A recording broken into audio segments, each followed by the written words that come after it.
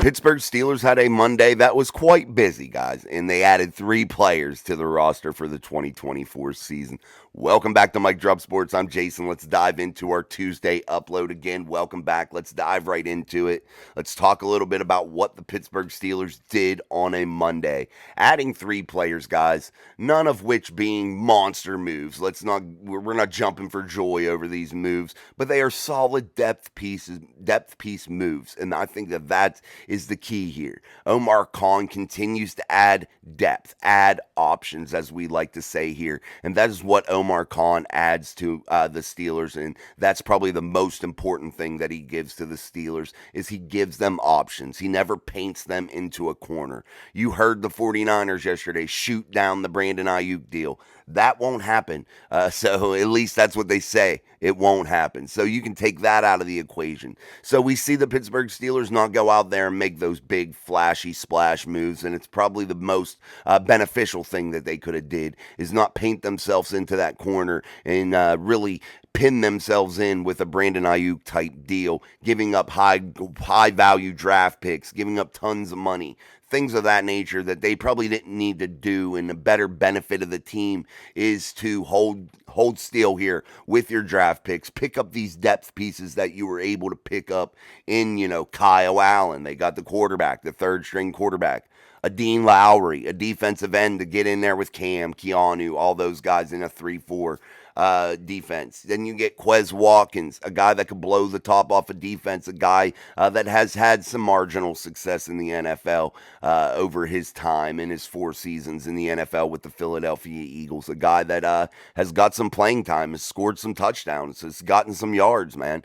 So, these are good, solid depth piece moves, moves that the Pittsburgh Steelers needed to make. You need to fill this roster out. And I think adding quality depth with veteran players, guys that have been around the block a time or two, is a solid way to do this. And I definitely feel like they made some solid moves yesterday.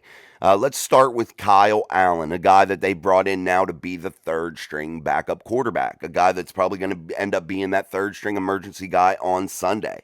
A 6'3", 210-pound guy. This is his 5th season. He's been with several teams.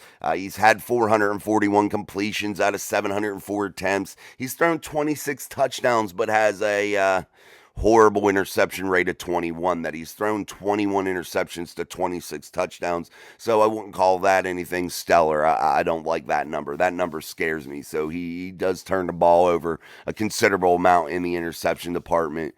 But I think it's still a guy that can come in and win you a game if you have to, get you out of a stadium as a third string emergency guy.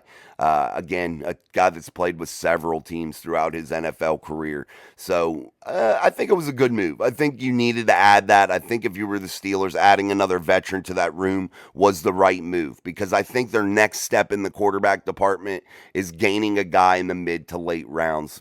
What about a Joe Milton? Somebody that's a project. Somebody that can come in and learn and sit and watch and be buried on that depth chart and allow them to just grow a little bit. And we'll see how that all pans out. But I think the Pittsburgh Steelers made the right move here with a guy like Kyle Allen. Let's move next to Dean Lowry. A guy joining that defensive end room with guys like Keanu Benton, Cam Hayward, players of that nature, Mon Adams, Braden Fiocco. So you're adding some more depth to that room, this time with a really big guy in Dean Lowry. He's 6'6" guy, 296 pounds, man. He's out of Northwestern, a guy that was picked in 2016 in round 4, pick 137 by the Green Bay Packers. Last year, some really weak stats, only 4 solo tackles, no sacks, no forced fumbles, no interceptions, no nothing. So it was a down year as he was with the Minnesota Vikings. But Dean Lowry, again, provides depth, guys, and that's what you're looking for if you're the Steelers. He adds some more girth to that defensive end room. A guy that can get in there and take up some space is what we're trying to say here. A guy like Dean Lowry has been around the league, and you don't stay in the league 8 years if you aren't decent, man. This is a league that gets rid of people quick. So if you're able to stay in since 2016, you're probably a pretty decent player, and I think that it could be a great addition for your Pittsburgh Steelers. So that's a good move, and I think it adds good depth. A guy that's 29 29 years old, born in 1994, 29-year-old guy, probably just really hitting his stride here in the NFL. So we'll see how this move plays out. But I think Dean Lowry could see the field a little bit, maybe be a quality depth piece. Well, he will be a quality depth piece. You saw injuries last year to a guy like Cam Hayward, so you're going to end up needing people throughout the year. Injuries happen, so Dean Lowry could be a positive addition for the Pittsburgh Steelers. And let's move to the move. Let's move to the move. Let's go to the move that I think probably will pay the most dividends, the one that'll probably mean the most for your Pittsburgh Steelers, and that was the addition of Philadelphia Eagles former receiver in Quez Watkins, a guy drafted in 2020 in 6th round. For his career, he's done some decent things. Last year was kind of a down year, only 15 catches, 142 yards, 1 touchdown. Yeah, last year wasn't his year, man. It just wasn't his time. But over his career, he's had 98 catches for 98 catches on 147 targets. He has scored 6 touchdowns. He has been involved. We know he can do it. I really like Watkins. I think he can blow the top off of defenses. We had one of our viewers that comes every day to the live show and is a cool contributor in Nathaniel. And he's an Eagles fan, and he talked about maybe Watkins needing to develop more when he's going after the football, being aggressive to that football and not letting defenders just go up and snatch it off of him. He needs to be more aggressive and more competitive for the football, and especially in moments where it maybe not throwing the best, he needs to be a little bit better in fighting for it in that department. So maybe he'll work on that. Maybe the Steelers receiving coach will get that recognized and understand that as a deficiency and get him pumped up and get him to be aggressive to the football. But I think he adds a dynamic when you have a guy like a Calvin Austin already. You have quarterbacks like Russell Wilson and Justin Fields, both with big arms. And then you're adding another speedster in Quez Watkins. I think you're adding a nice layer to this offense, a deep ball threat that you're really adding. And don't forget, George Pickens can get that deep ball threat, or be that deep ball threat also. We saw it last year with 2 big touchdowns from Mason Rudolph in one game against the Bengals, really shining once he got some NFL quarterback play underneath center, actually, where he hadn't had it all year. And when he finally did get it, he was able to shine with a big night, 198 yards, 2 tutties. So that was a big night for George. But you see the quarterbacks that the Steelers have brought in, they like the deep ball. They have the big arm like Mason Rudolph did. And you add another speedster. I think you're adding a quality element, and you're going to take a little bit of heat off that play action game. You're going to take a little bit of heat off that run game.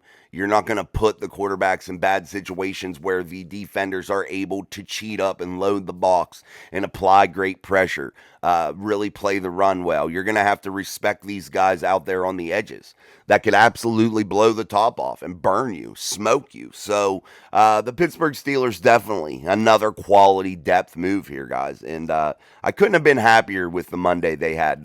They were quiet last week, and then they kick off this week with the owners' meetings, adding 3 depth players that I think could definitely be cool. Definitely add some nice presence on the Steelers roster in 2024. We'll see how this all goes, guys. But you accumulate, that should be the idea. Accumulate as many great guys as you can, as many tough, gritty guys as you possibly can. Guys that provide depth all across the board at every position you can.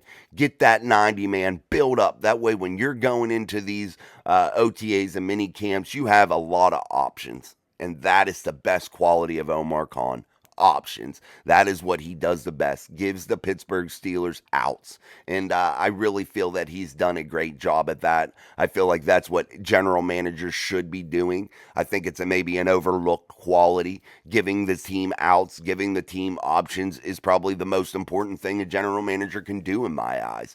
And I think Omar Khan does that really, really well. So, guys, don't forget, we have our live show tonight at 6:30 p.m. Eastern Standard Time for Steel City Live. It's hopping off, man. We get a couple thousand viewers pass through every night. So let's do that again tonight. Let's really get it going. I appreciate all the support that you guys have given us with that show. And, yeah, it's been awesome, man. It's definitely been overwhelming. So we'll be back for that. But don't forget our daily uploads that happen every morning. Catch those every day, Monday through Friday. We always have a daily upload. But again, and we do our live shows. The only time that it's any different is Wednesday. It's at 7:30 p.m. Eastern Standard Time for your boy Sean to be able to come on and talk Steelers football with me, NFL football. And we have just a great time just talking back and forth with you guys. And don't forget, man, we give you guys the opportunity to interact. A lot of shows I feel like out there don't do that. They don't give you the chance to interact. Yes, they read some comments, they pick comments, but they're usually comments from people that don't donate money. That's the only ones that they usually read. We're answering a lot more than that. We're trying to answer as many comments because we want to get you involved.